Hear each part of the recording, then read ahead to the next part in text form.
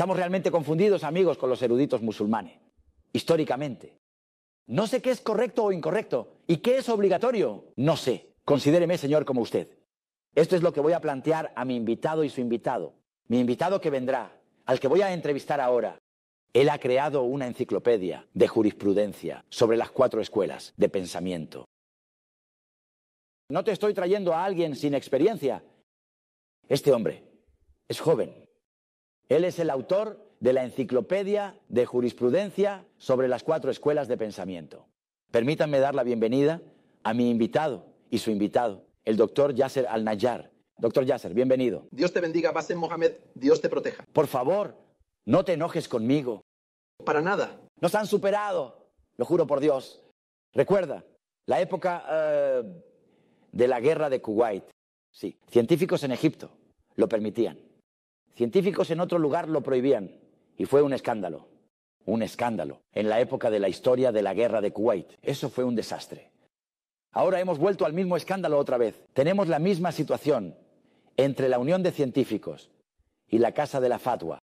Y entre Yasser Burhami, 4204. Yasser Burhami en 2025.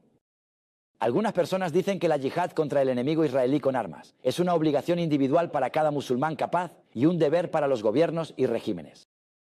Y otras personas te dicen que no. La Casa de la Fatwa te dijo que no. Entonces, ¿cómo nos ajustamos a la base de la jurisprudencia según las 4 escuelas? Adelante. Dios te bendiga. Que Dios te honre, Mohamed. Mira, ingeniero, es decir, en la realidad que vivimos siempre hay eruditos que son seguidores de la autoridad y del Estado y no se desvían de lo que dice el Estado. Y hay eruditos que no son seguidores del Estado o que dicen la palabra desde el punto de vista legal.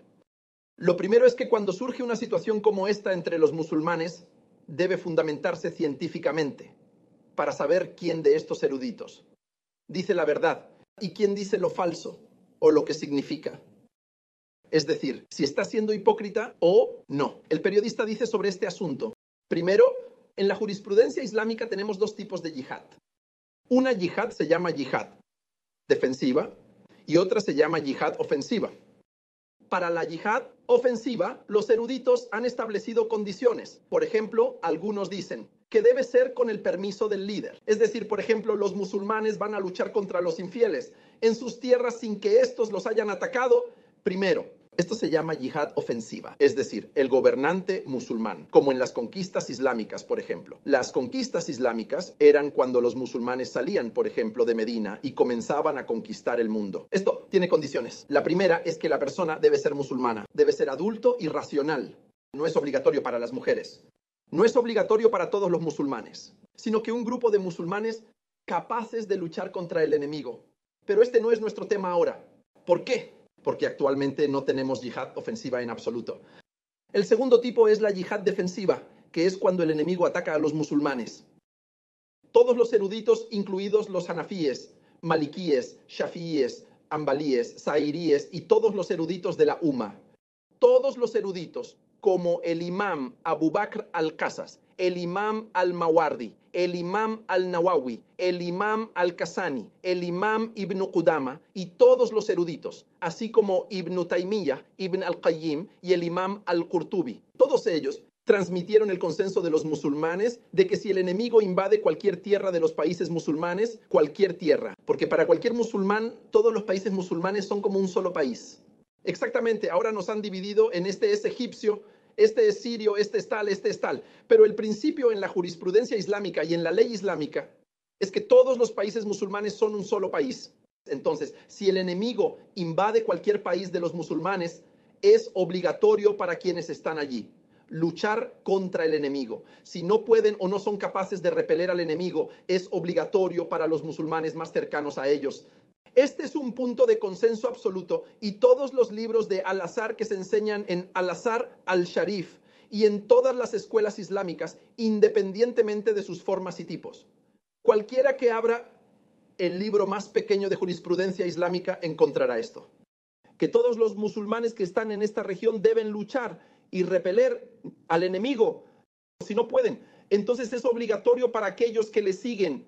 Bien, si aquellos que le siguen no pueden o desobedecen y abandonan la lucha en el camino de Dios Todopoderoso, entonces es obligatorio para los musulmanes en los extremos del este y el oeste luchar y defender las tierras de los musulmanes. ¿Qué piensas cuando este enemigo está? Es decir, ocupando la mezquita de Al-Aqsa. Y estás en un punto crucial, oh Padre Muhammad, muy importante. Mucha gente no sabe esta información. El primer yihad que Dios Todopoderoso legisló no fue en la época del profeta, la paz sea con él en absoluto, sino que el primer yihad que ocurrió en la historia de la humanidad fue el yihad de nuestro Señor Moisés, la paz sea con él. Y el primero a quien Dios Todopoderoso ordenó el yihad fue a nuestro Señor Moisés, quien dijo: oh pueblo mío, entren en la tierra sagrada que Dios les ha escrito. Es decir, que Dios les ha impuesto, y no retrocedan, para que no se conviertan en perdedores. Así que aquí, nuestro Señor Todopoderoso, el primer yihad que legisló en la historia de los profetas y de toda la humanidad, fue por Jerusalén. ¿De acuerdo? ¿Qué piensas si Jerusalén está ocupada y estas personas son asesinadas día y noche, están sitiadas y desplazadas antes del 7 de octubre? Es decir, antes y después de eso y todo lo demás. Por lo tanto, a estas personas se les ha impuesto el yihad. Así que la fatwa de la Unión Mundial de Sabios Musulmanes, desde el punto de vista legal, no encuentra ningún libro de jurisprudencia en todos los libros de jurisprudencia de todas las escuelas de pensamiento, incluso las chiitas, que establezca que el yihad es una obligación individual para cada musulmán según su capacidad.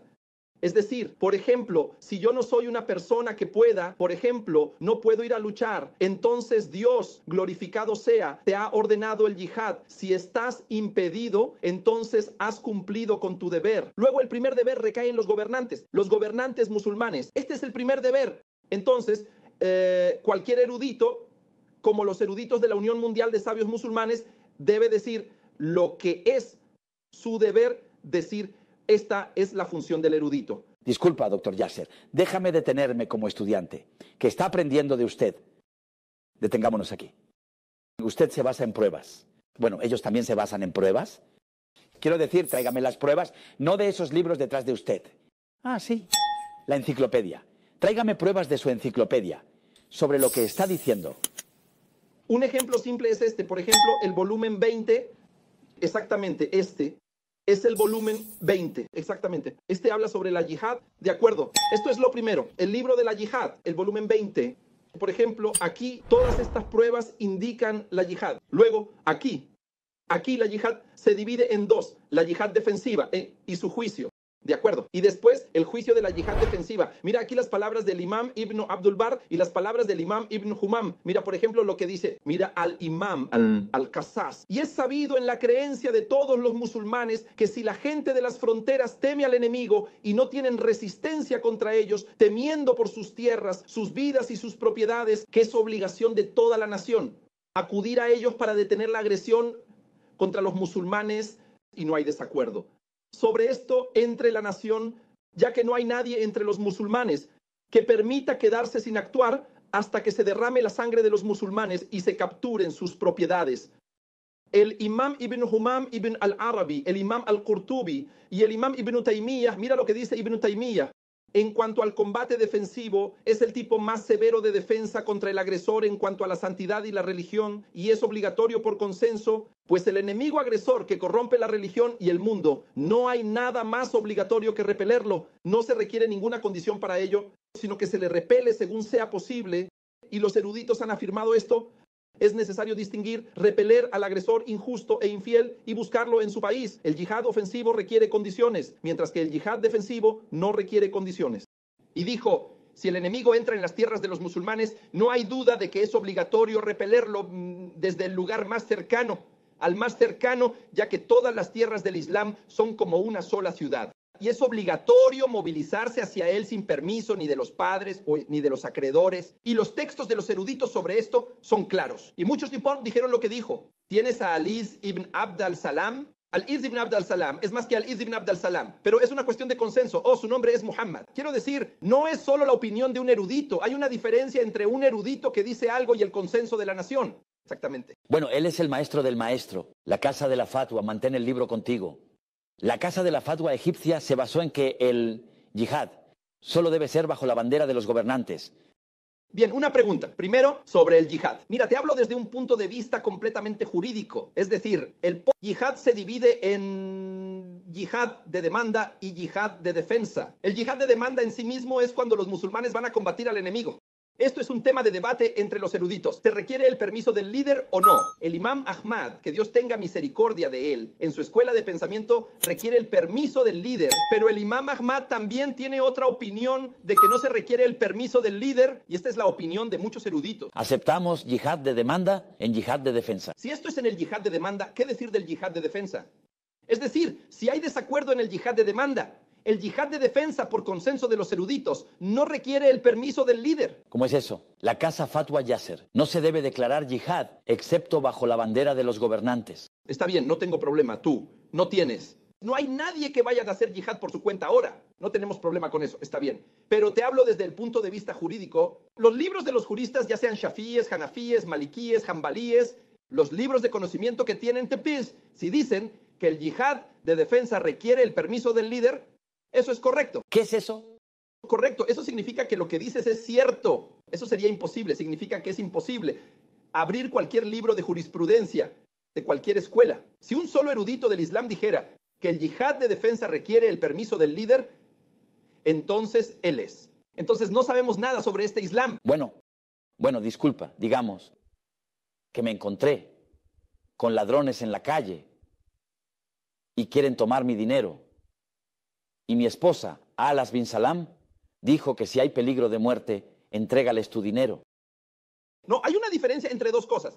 Hay una diferencia entre dos cosas. La diferencia es que debes defenderte y no se te permite ceder, especialmente en lo que respecta al dinero y no al honor. Correcto. Especialmente en lo que respecta al dinero y no al honor, como se llama Muhammad.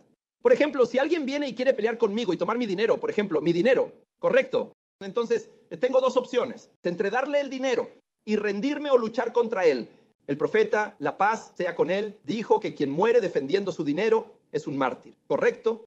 Y quien muere defendiendo su honor es un mártir. Entonces alguien me dice, oh mensajero de Dios, no vendrá a decirme qué significa. Es decir, alguien vino y me dijo, oh mensajero de Dios, sí, alguien quiere tomar mi dinero, él le dijo que le dé su dinero, correcto. Entonces el hombre dijo, no vendrá a decirme, dame tu dinero, le daré su dinero. Por supuesto, seguramente me peleará. Entonces dijo, oh mensajero de Dios, ¿qué pasa si me pelea? Él le dijo, está bien, vete, ¿no? Él le dijo, pelea con él. Bueno, ¿no habrá una pelea ahora? Dijo, ¿qué pasa si me mata? Dijo, eres un mártir. Dijo, ¿qué pasa si lo mato? Dijo, él está en el fuego. Correcto. Entonces, si esto es por dinero, dinero. El Islam no te deja ser derrotado, cobarde y así sucesivamente. ¿Por qué? ¿Por qué, Sheikh Yasser? Diferenciaste entre el dinero y el honor. Porque el dinero se puede recuperar, pero el honor de una persona no se puede comprometer. Es decir, claramente no se puede comprometer el honor de una persona. ¿Acaso tiene sentido que una persona deje que su esposa, por ejemplo, o su hija o su madre sean deshonradas y no defienda? No, no hay ningún erudito que diga eso. No hay ninguna religión islámica que diga eso. Pero Sheikh Yasser Burhami lo dijo. Dijo que si alguien está tomando a tu esposa, dásela.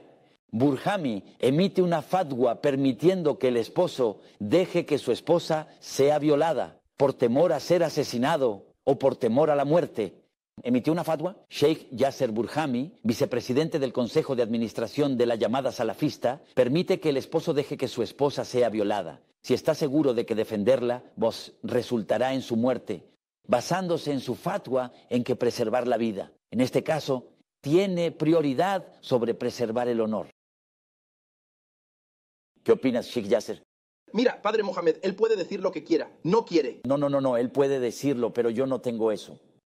Yo tengo a usted en alta estima. Tú ahora eres uno, por ejemplo, imagina a una persona, incluso si dijeras que es una persona malvada, si dijeras que es una persona que tiene solo una pizca de hombría, no te diría que entregues a tu esposa. Es decir, ya sea que esté comprometido o no. Exactamente. Lo que mide es que la preservación de la vida tiene prioridad sobre la preservación del honor. No, esto no es correcto en la jurisprudencia islámica. Exactamente. Y no encontrarás a un erudito Mohamed la enfermedad. Estos asuntos no son emergencias. Estos asuntos están presentes en los libros de los eruditos durante menos de 1400 años.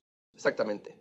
Entonces, si están presentes en los libros de los eruditos, tráeme un solo erudito de los eruditos que afirme que si alguien viene a violar a tu madre, hermana o hija, que debes dejarlo para preservar. tu propia vida. Exactamente. Se te permite. Un punto sobre un punto importante. Se te permite, si estás obligado, que te quedes callado. Pero no, estás obligado a quedarte callado. Hay una diferencia. Es decir, se te permite. Puedes tener miedo, ¿verdad? Puedes tener miedo y quedarte callado. Pero si te defiendes, es pecado para ti defenderte o no. Ese es el punto esencial. Ah, te entiendo. Bueno, dejemos a Yasser que citó a Al-Aziz ibn Abd al-Salam. El resto de los detalles de la historia se basan en Al-Aziz ibn Abd al-Salam. Si el hombre te dice, dame tu dinero, le das todo tu dinero. Hay diferencias, no tengo problema con el dinero. Hay desacuerdo entre eruditos. Pero sobre el honor, nadie ha hablado así.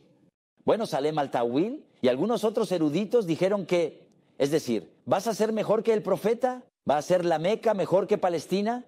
El profeta dejó la Meca, así que los palestinos deberían dejar Palestina. Bueno, el profeta, la paz sea con él, dejó la Meca porque solo tenía un pequeño grupo con él y todo el mundo a su alrededor era incrédulo. Así que quería ir a otro lugar para establecer un estado. Pero ahora no estás midiendo. Dijimos al principio que todos los países musulmanes son como un solo país, ¿verdad o no? Sí, por supuesto. Ese único país ahora no está en Qatar, es el pueblo de Palestina. Es un deber para la nación de 2.000 millones de musulmanes. Está bien que defiendan al pueblo de Palestina. No puedes ahora argumentar conmigo sobre un pequeño grupo que no tenía a nadie más en la tierra. No había en la tierra una nación musulmana, aparte de unos pocos que Dios guió a emigrar de la Meca a Medina. Exactamente. Así que no tenía la capacidad en absoluto de luchar contra los incrédulos. Esto es algo conocido. Por lo tanto, no puedes comparar esto con la gente de Gaza, porque la gente de Gaza no está sola. Se supone que 2.000 millones de musulmanes están con ellos. Eso es lo que se supone en la Sharia islámica. Exactamente. Por lo tanto, es deber de los musulmanes en todo el mundo apoyarlos. Quiero volver a un punto, comparó con la salida del profeta de la Meca. ¿Sí? La comparación aquí es correcta. No, le estoy diciendo a usted que ellos... Es decir, ustedes como eruditos musulmanes, y yo soy un hombre musulmán, no un erudito, pero ustedes como eruditos musulmanes. Cuando comparo la situación de que estos son palestinos, esta es su tierra y su país, y que el profeta, la paz sea con él, esta es su tierra y su país, pero él estaba con pocas personas y no era un estado, era un grupo pequeño, es decir, sí, y salió para construir un estado, ellos saldrán para perderse, es decir, ¿esta comparación? ¿O cuáles son los principios en los que me baso como erudito para hacer una comparación? Primero, esta comparación es completamente diferente, porque al principio el profeta, la paz sea con él, no había nadie de los musulmanes excepto este pequeño grupo y todo el mundo era incrédulo y los combatía. Está bien, muy bien, pero ahora nosotros, la gente de Palestina, solo en Gaza hay 2 millones. Y 2.000 millones deben apoyarlo según la ley islámica, porque la tierra de Gaza no es solo para la gente de Gaza. La tierra de Palestina no es solo para la gente de Palestina, sino que es tierra para todos los musulmanes. Como usted mencionó al principio y dijo, Dios no lo quiera, pido perdón a Dios. Por ejemplo, si ocuparan la Meca, diríamos que la Meca pertenece a Arabia Saudita o es deber de todos los musulmanes, ya sea la Meca, Egipto, Riad o cualquier país del mundo islámico. Apoyarles. Esto es según la ley islámica. No existe algo como un país que es independiente y otro país que es independiente por sí mismo. En la jurisprudencia islámica y la ley islámica, toda la tierra de los musulmanes pertenece a todos los musulmanes y cada parte de los países musulmanes es propiedad de todos los musulmanes y deben defenderla del enemigo que los ataca. Hasta el punto de que los eruditos y el padre Muhammad dicen que si el enemigo desciende en una montaña de las montañas de los musulmanes, una montaña muy lejana. Exactamente. Es obligatorio para los musulmanes salir a enfrentarlos, luchar y expulsarlos. Sí. Bueno, significa que si estas personas se basan en, o primero, una medida incorrecta de la salida del profeta de la Meca. Pero en otro mundo, Moisés mismo dijo, frente al faraón, les dijo que no sabía salir y los llevó y se fue. Porque eso es lo que dice Yasser Baram, porque mató a 80.000 de ellos en el desierto y así. No sé de dónde sacar el número, pero, no tengo idea de cómo obtuvo ese número. Pero dijo que puso un ejemplo con Moisés. Sí, ¿cuál es tu opinión sobre eso? Primero, cualquier persona con un entendimiento básico del concepto de la yihad en la humanidad o la legislación de la yihad Lo primero es que la yihad no fue legislada antes del profeta Moisés en absoluto. Exactamente. Es decir, no hay Ni en los días ni en los días del profeta Noé. ni en los días del profeta Noé. Nunca se legisló el liderazgo hasta el final de la vida del profeta Moisés, cuando Dios, glorificado sea, le impuso y dijo: oh pueblo, entren en la tierra sagrada que Dios les ha escrito y no retrocedan para que no se conviertan en perdedores. Esta fue la primera vez que Dios impuso la yihad a la humanidad a través de los profetas. Antes de eso, Dios, glorificado sea, no impuso la yihad a los profetas ni la resistencia contra su pueblo. Estaba prohibido en realidad. No era necesario porque el profeta Noé tenía con él 6, 16 o 40 personas a lo largo de 950 años. ¿Cómo podría él luchar contra todos ellos? El encargado de darles la victoria era Dios, glorificado sea. Déjame. Después del profeta Noé, el profeta Abraham. Todos los profetas, ni el profeta Noé, ni el profeta Abraham, ni el profeta Hud, ni el profeta Salih, todos ellos. Quiero decir, cuando un erudito musulmán me habla ahora, yo, Mohamed Nasser, completamente ignorante en esta historia, y me dice que el profeta Abraham entregó a su esposa y dijo que era su hermana, no su esposa. Eso fue para escapar o para protegerse de ser asesinado. Si uso este ejemplo, le digo que la yihad no fue impuesta al profeta Abraham. No, señor. Tal vez esta es una historia de individuo a individuo, uno con otro similar a él. Pero en realidad dijimos que la yihad no fue legislada en la época de ningún profeta antes del profeta Moisés. La paz sea con él, y la yihad no fue impuesta en la época del profeta Moisés, sino al final de su vida, cuando Dios, glorificado sea, les impuso la lucha. Ellos no lucharon. Ve tú y tu Señor solo porque hay un enemigo, ya que no conocían la yihad antes de eso. Exactamente, es decir, el primero para quien Dios, glorificado sea, legisló la yihad fue el profeta Moisés. Luego, después de eso, Josué, hijo de Nun, luego el profeta David y Talut y el profeta Salomón, luego el profeta Muhammad, la paz y las bendiciones sean con él. Pero no es válido que alguien venga a argumentar conmigo. O no, por ejemplo, con el profeta Noé, la paz sea con él, con el profeta Abraham, con el profeta Salih. Así que ¿quién hacía justicia? Por ellos y los ayudaba era Dios, glorificado sea, porque no se les legisló la yihad. Pero ahora... Un momento antes de ahora. La palabra yihad aquí también necesita una definición, Sheikh Yasser. Quiero decir, cuando Dios le dice al profeta al profeta Moisés, ve a Faraón porque se ha excedido. Eso no es yihad. Esa es una yihad, de transmitir el mensaje, pero es un tipo de yihad. Cada uno según su situación, pero estoy hablando de la yihad que es el combate. Entonces la palabra yihad aquí es una gran carpa bajo la cual hay muchas cosas. La yihad con el alma, yihad con dinero, la yihad con la palabra. El profeta, Así que cada uno de ustedes lucha. Yo lucho con mi lengua. El soldado que lucha, por ejemplo, en la frontera, lucha con la espada. ¿Cómo? La persona rica, si tiene dinero, lucha con su dinero. Así que cada uno según su capacidad. Pero aquí, es donde llegamos al punto de desacuerdo, en mi opinión. Es que la definición original de la palabra yihad es la que se supone.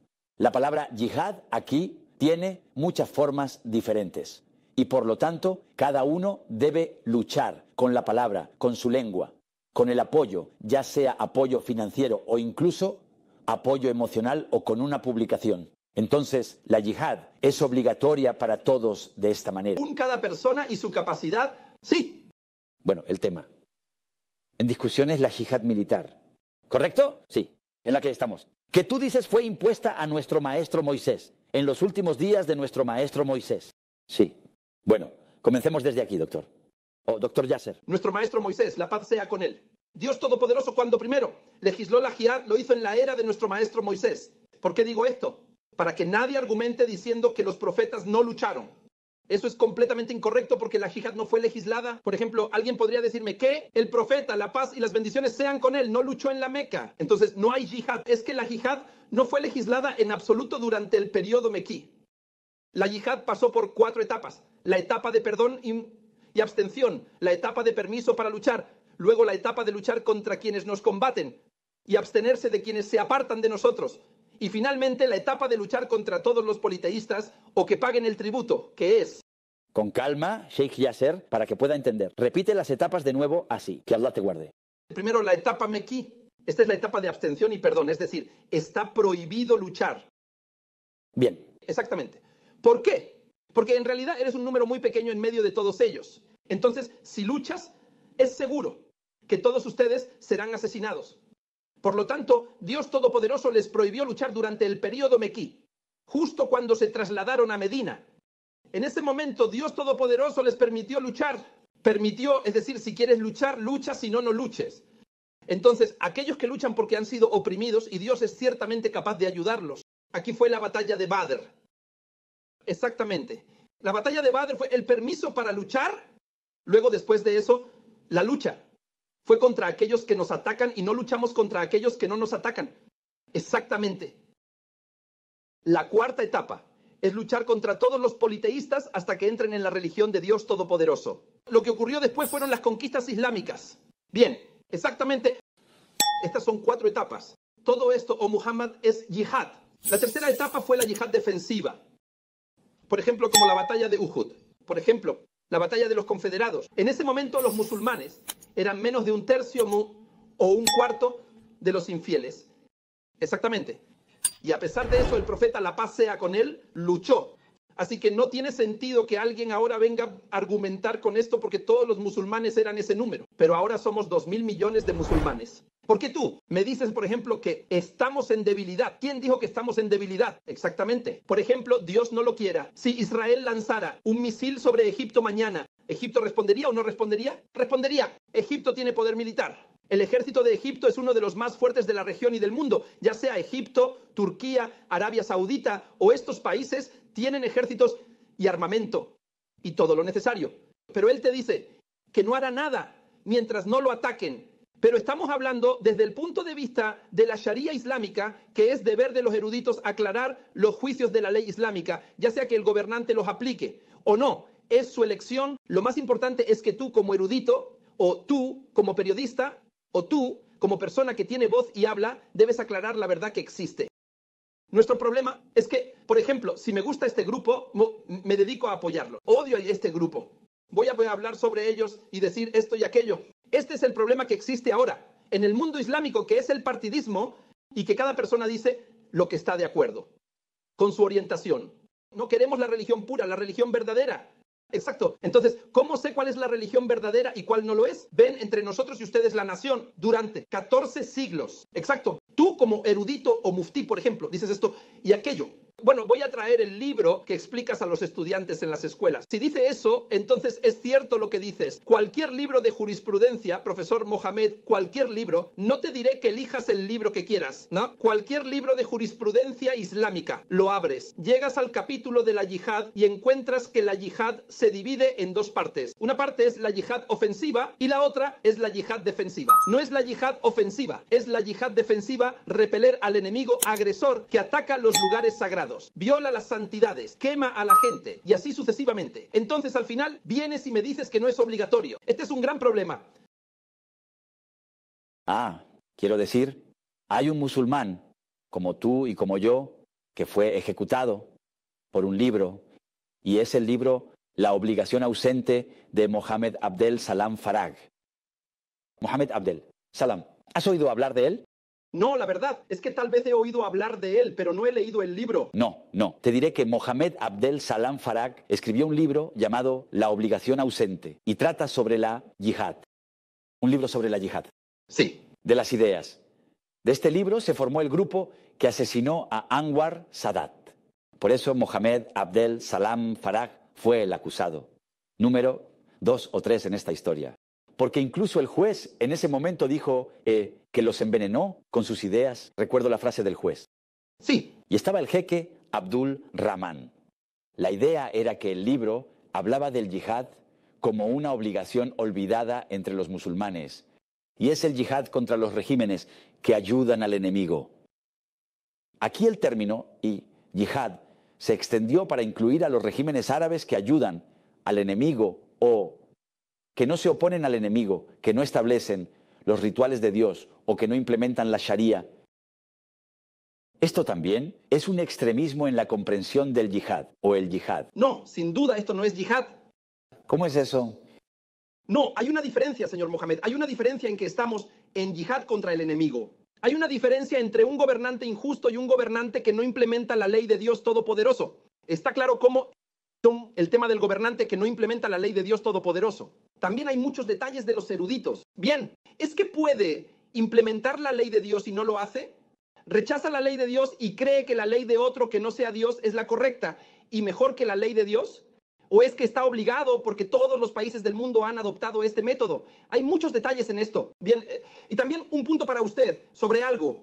Lo primero es que no es correcto que apliquemos estos juicios a los gobernantes porque el tema de los gobernantes tiene aspectos que nosotros quizás no conocemos, ¿entiendes? Es decir, puede que él tenga información que no puede compartir con el pueblo, pero al mismo tiempo puede que lo veamos, por ejemplo, como negligente en un aspecto particular y en realidad podría estar abordándolo de otra manera. No me involucro en eso. Bien, ahora nuestra parte es que estamos hablando de repeler al enemigo cazador.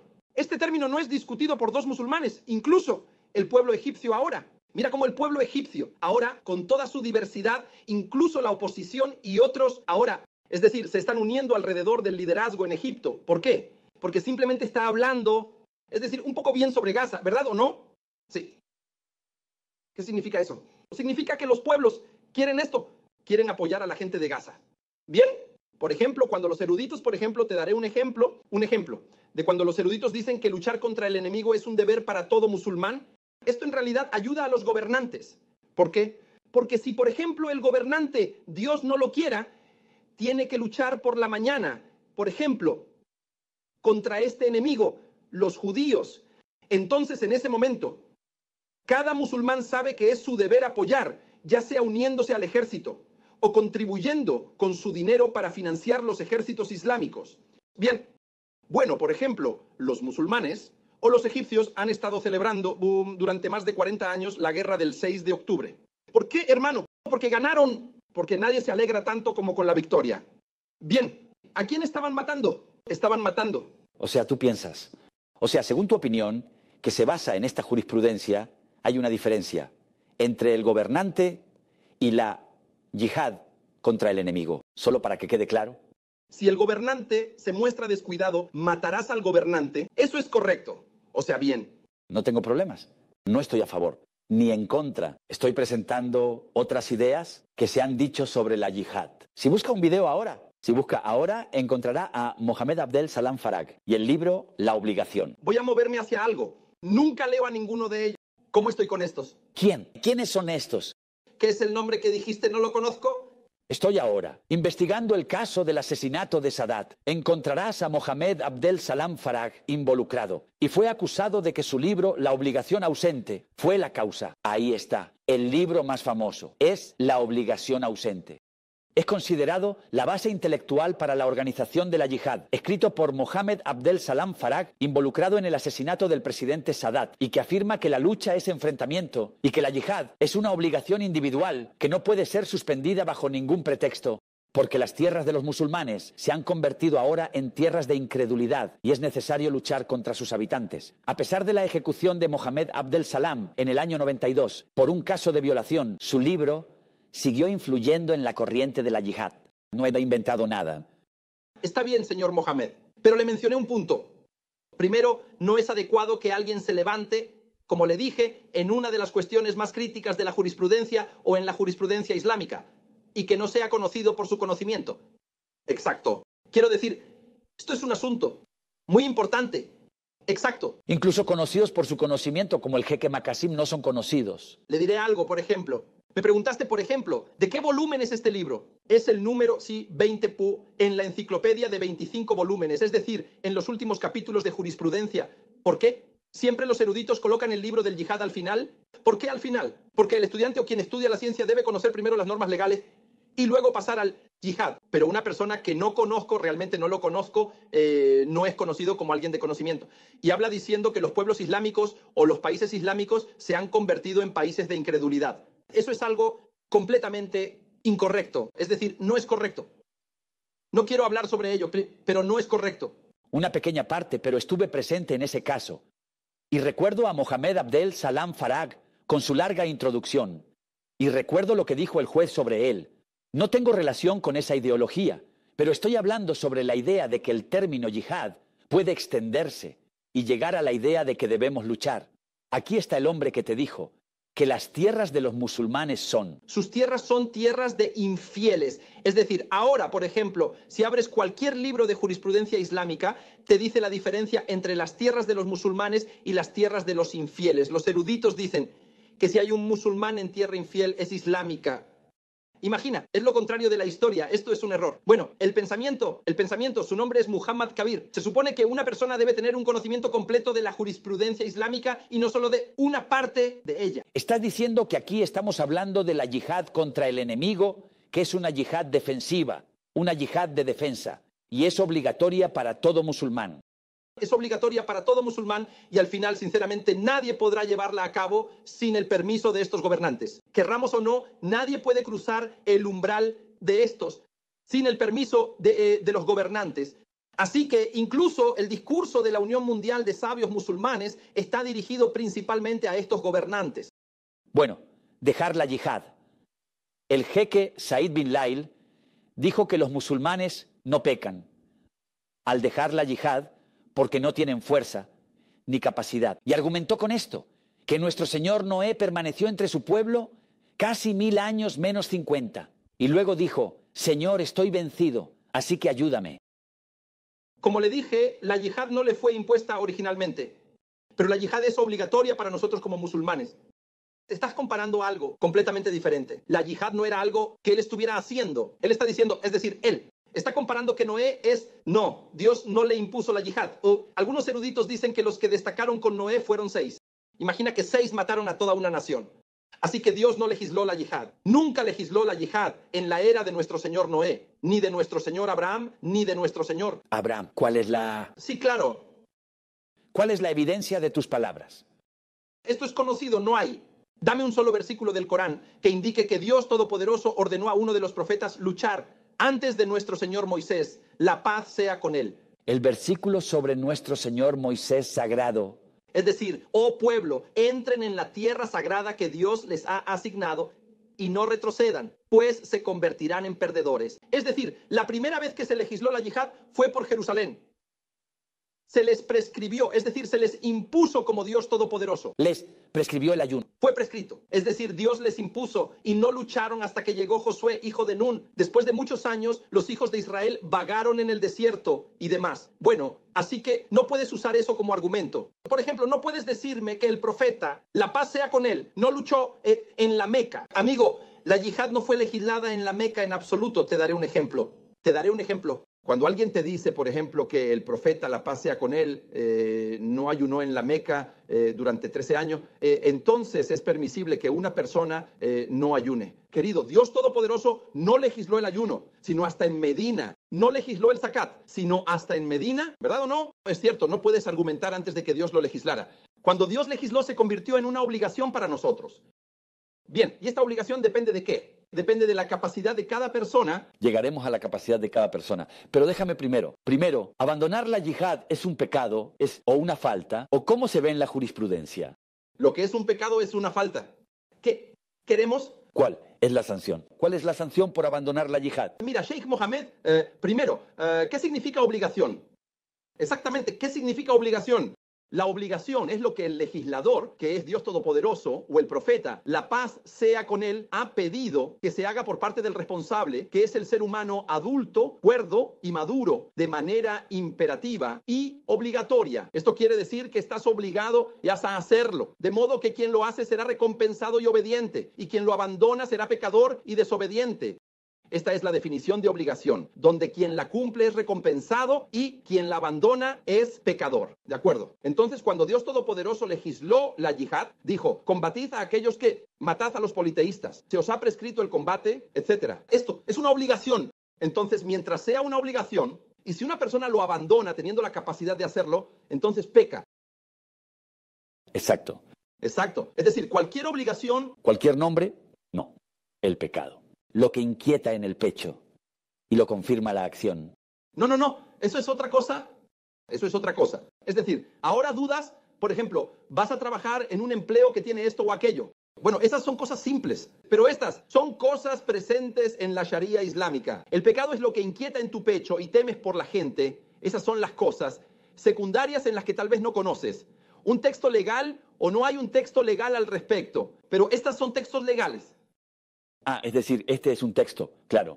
Este texto, claro, los versículos sobre la yihad en el Corán son más que los versículos sobre la oración, el ayuno, el zakat y el hajj. De acuerdo. Bien. Entonces el jeque Said dice que el musulmán que deja la yihad no peca porque no tiene la capacidad. ¿Correcto? Es si no tiene la capacidad. Pero ¿quién dijo que no tiene la capacidad? Quiero decir, hay una diferencia entre dos cosas, entre la traición y la debilidad, y entre la debilidad y la traición. De acuerdo, quiero decir, cuando soy débil, ¿verdad? Pero puede ser que yo sea fuerte y tenga armas y esté siendo traidor. Así que no puedes decirme que la UMA tiene 2.000 millones de musulmanes, tiene su ejército, algunos de los ejércitos más fuertes del mundo, y tiene armas y compra armas por miles de millones. Como prueba, si una persona o cualquier país los atacara con solo un misil, se levantarían y lucharían de acuerdo. Así que no puedes usar eso como argumento conmigo. La UMA no es débil, gracias a Dios. Y la UMA ahora está en su mejor momento. Sinceramente, mi punto de vista es que la UMA ahora está en su mejor momento. Exactamente. Mira, por ejemplo, el ejército egipcio, su equipamiento tiene armas. Uno de los mejores ejércitos de la región. Por supuesto, e incluso entre los ejércitos del mundo. Es decir, sí. Así que no vengas a argumentar diciendo que somos débiles. No somos débiles. Podemos decir que hay negligencia, hay fallos en esto y aquello, pero no somos débiles. Está bien, genial. De acuerdo.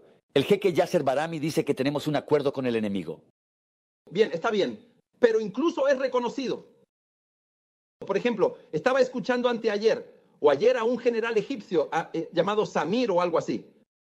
Estaba con Ahmed Moussa en... Samir Farouk con Ahmed Moussa toma la preposición Samir Farag. Sí.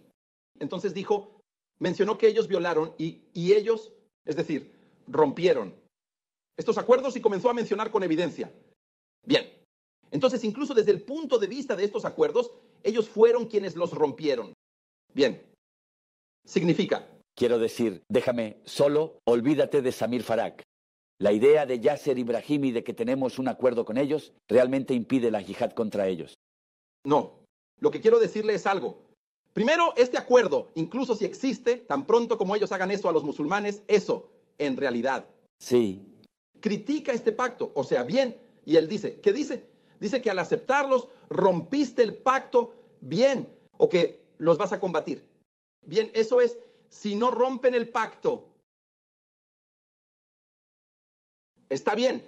Si no rompen el pacto, es decir, si tienes un pacto y un acuerdo con un Estado y quieres enfrentarte a ellos sin que ellos rompan el pacto, entonces en este caso está permitido. Debes hacerlo, es decir, debes informarles que vas a luchar contra ellos. Por ejemplo, el profeta, la paz sea con él, en el tratado de Hudaybiyah, hizo un acuerdo entre él y los Quraysh. Bien. Dentro de este tratado, quien quiera unirse a la alianza de Muhammad puede unirse, y la tribu de Juza'a se unió a la alianza de Muhammad, la paz sea con él, y quien quisiera unirse a la alianza de Quraysh podía hacerlo. Así que la tribu de Banu Bakr se unió correcto. Luego Banu Bakr atacó a Juza'a. Entonces, esto fue una violación. Inmediatamente, el profeta, la paz sea con él, fue y luchó contra los Quraysh y conquistó la Meca. ¿Correcto? El punto importante es que el profeta, la paz sea con él, no les informó que habían violado el pacto. ¿Por qué? Porque ellos mismos lo violaron. ¿Cuándo debo informarles si no han violado el pacto? Bien, muy bien. Vamos a tomar otro punto también que se mencionó. ¿Cuál es la razón de esta guerra? No somos nosotros, sino que es un grupo llamado Hamas y la yihad islámica y esas cosas. Ellos nos metieron en esta historia, así que no vamos a pagar el precio de lo que nos metieron. Un grupo de personas que, bueno, su comprensión es limitada y causaron un problema. Bueno, primero que nada, Mohamed, te hablo con franqueza. Por ejemplo, escuché al señor Amr Moussa y a los egipcios que apoyan a estos estados, todos elogian este asunto. Exactamente. Incluso los grandes políticos egipcios elogiaron este asunto y dijeron que lo que hicieron no fue un error, sino que devolvieron la cuestión palestina de una manera u otra. Aunque dicen que no están completamente con Hamas, estos estados, quiero decir, no les gusta Hamas, pero están hablando sobre la cuestión en general. Exactamente. Esta no es la primera batalla que lideran. Supongamos hipotéticamente al 100% que se equivocaron. Exactamente. Bueno, si tu hermano se equivoca, lo entregarías a un enemigo para que lo mate. No hablo ahora, están en lo correcto o equivocados. Pero no, me hables de principios. Háblame de jurisprudencia. Jurisprudencia. Jurisprudencia. Tú ahora, el profeta, la paz sea con él, dijo que el musulmán es hermano del musulmán. No, lo abandona ni lo entrega. Es decir, no lo entrega al enemigo. Exactamente. Incluso si se equivoca, no lo entregues al enemigo. De acuerdo. El profeta no dijo incluso si se equivoca. No, lo que dijo es que no lo abandones. ¿Qué significa abandonar? Quiero decir, pregunto, ¿es una persona o cualquier país? Supongamos, por ejemplo, que Dios no lo quiera. Cualquier presidente de un país islámico toma la decisión de ir a la guerra y estaba completamente equivocado en esa decisión. Estaba 100% equivocado. ¿Significa eso que los otros países islámicos se quedan mirando y dicen, no, te equivocaste y no deben ayudarlo? Y luego evalúan esta situación, te equivocaste. Eso tiene mucho sentido. Pero quiero jurisprudencia.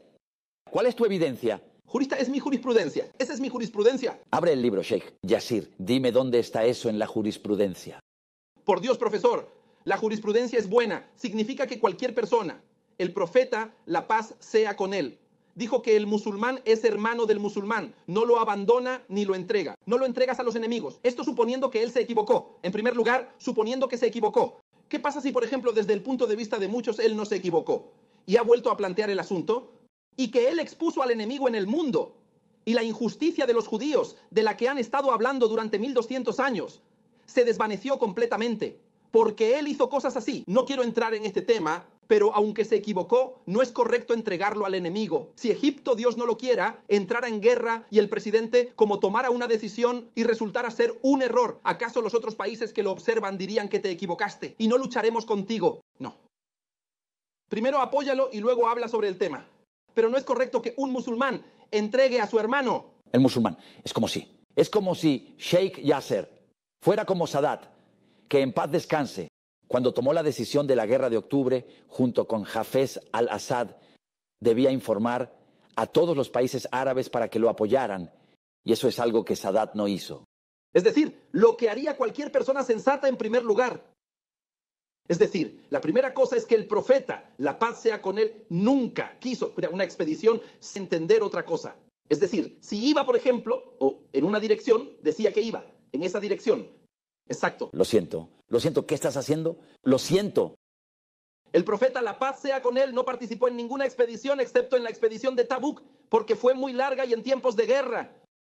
Pero en la mayoría de las expediciones del profeta, la paz sea con él, si quería atacar, por ejemplo, a Quraysh, daba a entender que iba a atacar a otra tribu. ¿A quién se lo daba a entender? ¿A quién se lo daba a entender? Incluso a los compañeros y a todos los que estaban con él, no se lo decía.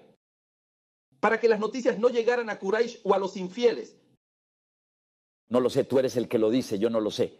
Incluso en los hadices auténticos se dice que el profeta, la paz sea con él, no participó en ninguna expedición, sin dar a entender que iba a otra. Es decir, daba a entender. Iba de modo que parecía ir a otro lugar para que la noticia no llegara al enemigo. Así que lo que hizo no fue un error, porque esa es la naturaleza de la situación. Si les hubiera informado de esto, lo que sucedería, todo Israel lo habría sabido. Así que no hay una persona sensata que quiera una guerra, a menos que, por ejemplo, sea Estados Unidos siendo una superpotencia y cosas así. El tiempo ha pasado, me he perdido mucho contigo. Es la primera vez que me pierdo así y veo que el tiempo ha pasado. Una última pregunta. Porque mis compañeros adentro tienen compromisos con horarios. Una última pregunta, y si la respuesta es confidencial, te lo agradezco mucho. Sí, la lucha contra el enemigo. Contra el enemigo. Es un deber para todo musulmán sensato, adulto y maduro. ¿Es correcto así? Con sus capacidades. Con sus capacidades. Y es un deber primero para los gobernantes. Bien, y dejar esta obligación contra el enemigo también. Vamos a decirlo claramente. Estoy contra el enemigo, no como Mohamed Abdel Salam Farak, no contra el enemigo. Dejarlo es un pecado. ¿Es correcto así? Por supuesto. Y cualquier persona que no pueda luchar por sí misma debe luchar con su dinero. Exactamente. Es decir, por ejemplo, hay algunas personas ricas y adineradas. Gracias a Dios, Dios les ha concedido abundancia. Entonces, debe luchar con su dinero, según su capacidad. Cada persona según su capacidad. Luchar con su dinero significa comprar armas. Mira, cada persona, según lo que pueda, envía dinero y ellos harán lo que tengan que hacer. La gente allí necesitan comida y bebida y todo eso son tipos de esfuerzo. ¿Sabes? Solo la tienda de campaña, solo el hecho de mantener a la gente en su lugar, eso es un tipo de lucha. Es un tipo de deber que tienes, no es solo una obligación. Llevar armas, mantener a la gente en las tiendas que están luchando es una lucha en sí misma. La gente que quiere emigrar y que está firme en su tierra. Eso es una lucha y debes apoyarlos. Por ejemplo, los egipcios que ahora están entrando en Gaza, eso es un tipo de lucha. Pero se les exige más que eso. Pero eso también es un tipo de lucha. Y si a mí como persona me resulta difícil luchar con dinero o con armas, entonces busco otra manera de luchar, ya sea apoyando, publicando o hablando. No es así, ¿verdad? Así lo entiendo. Depende de cada uno. Mira, profesor Mohamed, aquí Dios, glorificado sea, conoce la capacidad de cada uno de nosotros. Es decir, mi capacidad es diferente a la suya, diferente a la de otra persona, diferente a la de cualquier otra persona. Cada persona según su capacidad, y Dios, glorificado sea, juzgará a cada persona según su capacidad. Hay personas que no tienen ningún pecado en absoluto, y hay personas que sí tienen pecado. Y hay una persona, por ejemplo, que tiene la obligación de contribuir con dinero, pero no lo hace. Eso es un pecado. Bien, ahora algunas personas tienen miedo y dicen que es por terrorismo y no terrorismo. Hombre, da al Estado que entra a Gaza, que entra a organizaciones del Estado. Haz lo que te corresponde. Exactamente. Es decir, cada persona debe hacer lo que pueda, ya sea con palabras o con dinero. Y tenga en cuenta, un punto muy importante, no sirve decir que estás rezando por ellos. Esa oración no será respondida por Dios, glorificado sea, mientras seas capaz de hacer algo más que solo rezar.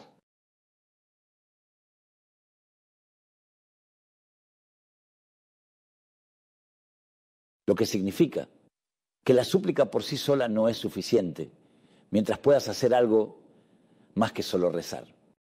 Por supuesto, significa que ahora puedes luchar, luchas por ti mismo. Dices que rezas, luchar, luchas con tus bienes, dices que rezas. No, Dios no responde a esa súplica de ti, responde después de la incapacidad. Eso es lo último. Lo último significa que luchas por ti mismo o luchas con tus bienes y rezas a Dios Todopoderoso. No tienes absolutamente nada, entonces rezas a Dios Todopoderoso. Pero si puedes ayudarlos con dinero o armas y dices, oh Señor, ayúdalos, oh Señor, ayúdalos. Queremos que Dios Todopoderoso te devuelva la victoria. Incluso Dios Todopoderoso dice que Él es quien te apoyó con su victoria y con los creyentes. Aunque Dios Todopoderoso es capaz de dar la victoria al profeta, la paz sea con él. Pero es necesario el apoyo de los creyentes. Cada persona debe cumplir con el deber que Dios Todopoderoso le ha impuesto. Somos una nación de 2.000 millones. No somos pocos, no somos débiles, no somos así. Y gracias a Dios somos una nación muy fuerte, pero no entiendes cuál es esta falta de acción que existe, pero la nación tiene fuerza y tiene armas por miles de millones. Quiero decir, ¿creerías, Sheikh Yasser, que es la primera vez que me distraigo tanto? Con el tiempo, es la primera vez en mi primer encuentro con un invitado. Ah, por cierto, recordé otra cosa. Me prometiste la mía. Tú eres quien no la tomó. De verdad, la caja está ahí, de verdad. ¿Tú querías llevártela? Y yo dije que no, de verdad. Le pedí al equipo varias veces que preguntaran por el nombre de Mohamed. Porque yo no puedo. Les pedí varias veces. Les dije que la enciclopedia está ahí. La enciclopedia está ahí. Estoy muy triste por eso. ¿De verdad lo creen? Ahí. Realmente créanme, de verdad.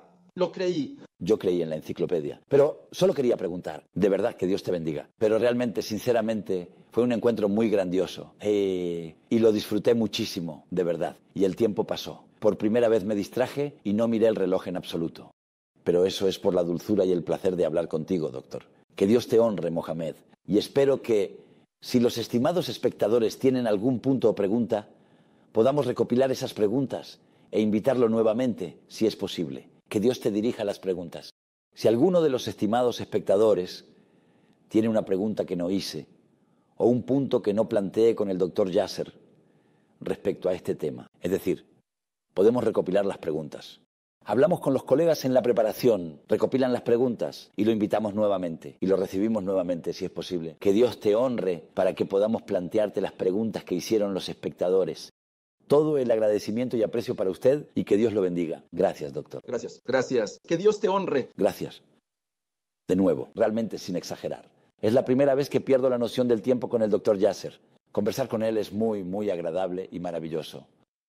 Y esa es la diferencia entre alguien libre que dice la verdad y personas que dicen palabras y las adornan o las moldean.